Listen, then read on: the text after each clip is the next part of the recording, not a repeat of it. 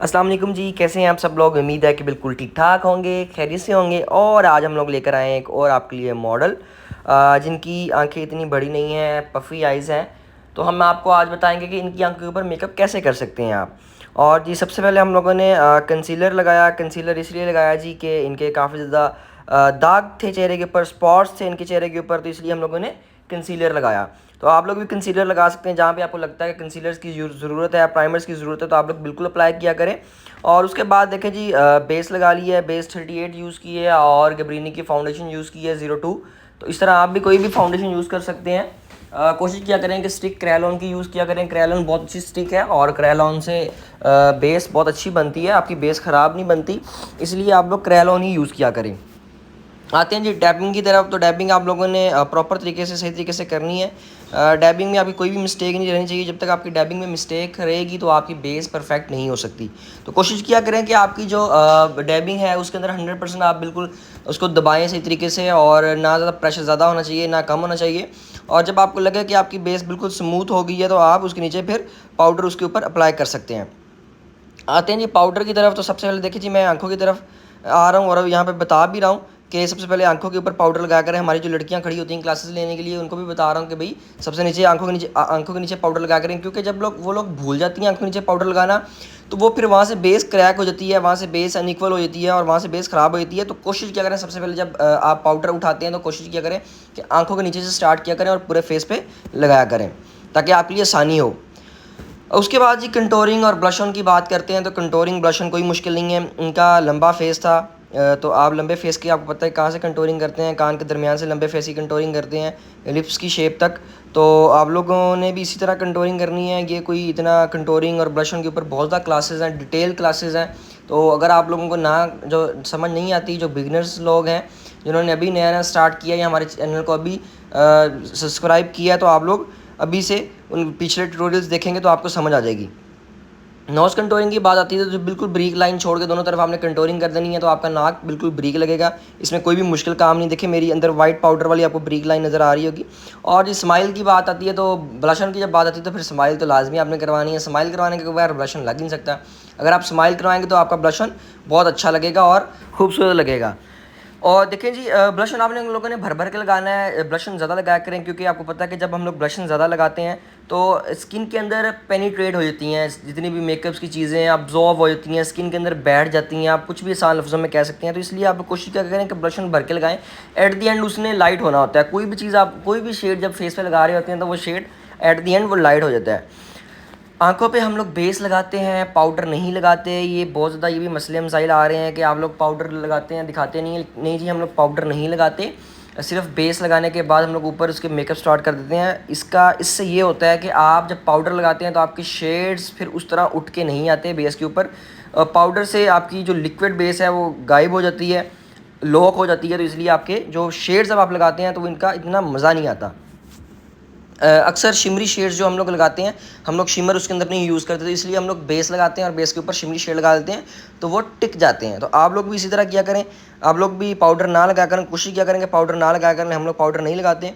तो आते हैं जी सबसे पहले आइज़ की क्रीज़ लाइन की बात करते हैं। तो क्रीज़ लाइन के बारे में हम आज सबसे पहले आउटर कॉर्नर्स बनाएंगे। तो आउटर कॉर्नर्स पे आप लोगों ने देखा कि मैंने डार्क शेड यूज़ किया है। आप लोग भी डार्क शेड यूज़ कर सकते हैं, कोई भी शेड आपका दिल करता है। जिस तरह के ब्राइड्स के आपके पास ब्राइड है या मॉडल है, उसके ड्रेस के अंदर जो भी कलर्स हैं आपको लगता है कि वो इसके अंदर जा रहे हैं, तो आप लोग वो यूज़ कर सकते हैं आउटर कॉर्नर्स के ऊपर। क्योंकि आउटर कॉर्नर्स के ऊपर भी, आउटर कॉर्नर और सॉकेट लाइन जो होती है, हमारे पास यही दो शेड्स होते हैं। हम इसी के अंदर शेड्स चूज़ करने होते हैं और ये यहाँ पर हम लोगों ने शेड्स लगाने होते हैं।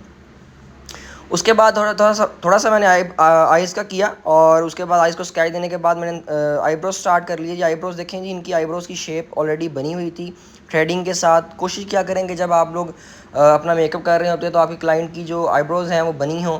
अगर वो नहीं बनी होंगी तो फिर जाहिर सी बात, थोड़ा सा आपको डिफ़िकल्ट होगा आईब्रो बनाने के लिए। और ख़ासतौर पे जो बिगनर्स हैं उनके लिए तो बिल्कुल आईब्रो बनी होनी चाहिए, ताकि आपको उनको आसान लगे। आईब्रो में क्या किया जी, हम लोगों ने आईब्रो शेड लगा के, एक्वा लगा के हम लोगों ने आईब्रो को फिल किया। फिलिंग करने के बाद जो आगे से और एंड से जो रहता था, हम लोगों ने उसको ब्रश के साथ फिल कर लिया। और आगे से कोशिश करनी है कि आईब्रो आपकी खड़ी ना हो, और दोनों आईब्रोज आपकी बिल्कुल इक्वल हो। अगर तो आपकी आईब्रो ऊपर नीचे आ रही है किसी ने आईब्रो सही नहीं बनाई, ऊपर नीचे हो गई हैं, तो आप कोशिश किया करें कि उसको शेड के अंदर, शेड के साथ आप उसको इक्वल कर दें। जैसे जी मैंने पहले ऊपर शेड लगाया था उसी तरह मैं नीचे शेड लगा रहा हूँ, और ये डार्क शेड है, ब्राउन कलर है ये। और उसके बाद हम लोगों ने इस सॉकेट के ऊपर लगाया है जी गोल्डन, लाइट गोल्ड कलर आप इसको कह सकते हैं। और ये मार्केट के अंदर अवेलेबल होता है और सबके पास मेरे ख्याल से अवेलेबल होता है जो सलोन रन करते हैं। तो कोशिश किया करें आप लोग भी, आप लोगों के पास ये ऐसे शेड्स होने चाहिए। जब आपके पास ऐसे शेड होंगे तो आप अच्छे मेकअप कर सकते हैं, अच्छी लुक्स निकाल सकते हैं। बहुत फ़र्क पड़ता है शेड के साथ, और डिफरेंट शेड के साथ प्रैक्टिस किया करें। कोशिश किया करें कि डिफरेंट शेड्स आपके पास होंगे तो डिफरेंट आइज़ बनेंगी, डिफरेंट चीज़ें बनेंगी, डिफरेंट लुक्स निकलेंगी। शेड्स और लाइनर पूरी आंख को चेंज कर देते हैं जी, ये इसका बहुत फ़र्क है। और ब्लेंडिंग आपकी बहुत अच्छी होनी चाहिए। ब्लेंडिंग जब तक आपकी एक्यूरेट नहीं होगी आप लोग कुछ भी नहीं कर सकते।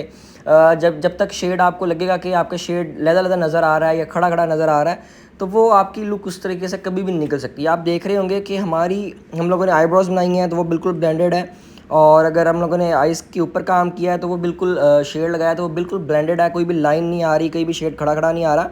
और नीचे भी इसी तरह हम लोगों ने काम किया। लैशेज़ की तरफ आते हैं जी, इनकी आंखें छोटी हैं, इनकी आंखों के ऊपर बड़ी लैशेज़ नहीं लगाएंगे। आप लोग क्या करते हैं जी, जो बड़ी आंखें होती हैं आप उनके ऊपर, जो छोटी आंखें होती हैं उनके ऊपर आप बड़ी लैशेज़ लगा देते हैं। तो कोशिश किया करें कि बड़ी लैशेज़ ना लगाया करें। लैश भरी ज़रूर लगाएं लेकिन छोटी लैश हो, भरी जितनी मर्जी हो लेकिन कोशिश किया करें छोटी लैश लगाएं। अब जो क्रीज़ लाइन की बात आती है तो क्रीज़ लाइन के ऊपर आप कोई भी शेडिंग कर सकते हैं, purple, blue, yellow, red, pink, जो आपका दिल करता है, ऑरेंज, जो आपका दिल करता है व्हाट्सएवर आप लोग यूज़ कर सकते हैं। इसमें कोई मुश्किल नहीं है। मैं पिंक ज़्यादा यूज़ करता हूँ, पर्पल ज़्यादा यूज़ करता हूँ, आप लोग भी कर सकते हैं। येलो शेड भी कर सकते हैं। अक्सर लोग कहते हैं जी येलो शेड नज़र नहीं आ रहा होता, लेकिन जब येलो शेडिंग से आप कंटोरिंग करें या कुछ भी करें, ब्लेंडिंग करें, तो अब वो नज़र आता है। उसकी एक पिगमेंट ज़रूर आइज़ के अंदर रहती है, किसी भी चीज़ के अंदर, फेस के अंदर रहती है, या आइज़ के नीचे पफनेस ख़त्म करने के लिए करते हैं तो उसके नीचे ज़रूर उसकी पिगमेंट ज़रूर रहती है। ठीक है, येलो लाइट शेड है, लेकिन कोशिश क्या करें कि वो आप लोग यूज़ किया करें। जब आप यूज़ करेंगे तो आप उसका यूज़ आ जाएगा।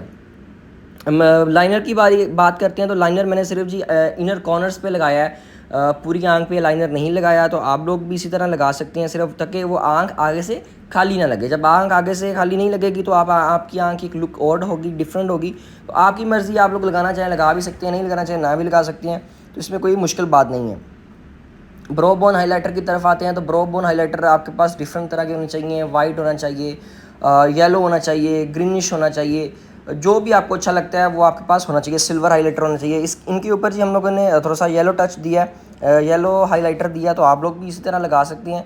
और हाईलाइटनिंग की बात आती है तो हाईलाइटनिंग तो आपको पता है कि भर भर के करनी है। हाईलाइटनिंग से आपका जो चेहरा है वो एक दफ़ा ग्लो करना स्टार्ट हो जाता है, और लगता है कि जी अब बाकी मेकअप अब स्टार्ट हुआ है मेरे ख्याल से। मुझे तो ऐसे ही लगता है कि हाईलाइटनिंग के बगैर मेकअप थोड़ा सा ना बुझा बुझा सा कह सकते हैं, डल डल सा कह सकते हैं आप, मज़ा नहीं आता हाईलाइटनिंग के बगैर। तो हाईलाइटनिंग आपने बिल्कुल जी भर भर के करना है। हाईलाइटनिंग इतना भी भर के नहीं करना कि वो बिल्कुल ओवर ही लगने लग जाए, लेकिन इतना करना है कि वो जो सूट करे, डिसेंट लगे उसके ऊपर। और देखें मैंने तकरीबन पूरे फेस के ऊपर आप बात कर सकते हैं कि पूरे फेस के ऊपर, चीक्स के ऊपर हाईलाइटर है, इधर फोरहेड के ऊपर हाईलाइटर है। और अब लिपस्टिक की बात करते हैं तो लिपस्टिक के बारे में मैं सबको यहाँ पे भी अपनी लड़कियों को भी समझा रहा हूँ कि लिपस्टिक में आप लोग ना घबराया करें। सबके ज़्यादा क्वेश्चन होते हैं, सर लिपस्टिक नहीं सही लगती, लिपस्टिक सही नहीं लगती। तो लिपस्टिक आप लोगों ने कोशिश किया करें कि आप पहले एक साइड का लिप्स बना लिया करें। जब आपको लगे कि एक साइड का नीचे वाला लिप्स सही बन गया तो फिर आप ऊपर वाला बना लिया करें, या पहले ऊपर वाला बना लिया करें फिर नीचे वाला बना लिया करें। और पूरे लिप्स को फिलिंग करने के बाद आप आगे आके देखा करें कि मेरी लिप्स की शेप कहाँ से नहीं सही, या मिरर में देख लिया करें। जहाँ से आपको लगे कि आपकी लिप्स की शेप नहीं ठीक, आप वहाँ से ठीक कर सकते हैं, और ये कोई मुश्किल काम नहीं है। और देखिए जी मैंने लिप्स की शेप इसी तरह मैं फिलिंग करने के बाद ठीक करता हूँ। और आइज़ की अंदर की बात आती है तो उसके अंदर आप जब तक कोई चीज़ ना लगाएं तब तक आपकी आंख उतनी प्रोमिनेंट नहीं होती। और हम लोगों ने वाइट पेंसिल लगाई और बिल्कुल सॉफ्ट सा मेकअप किया, कुछ ज़्यादा मेकअप नहीं किया, वन शेड मेकअप किया।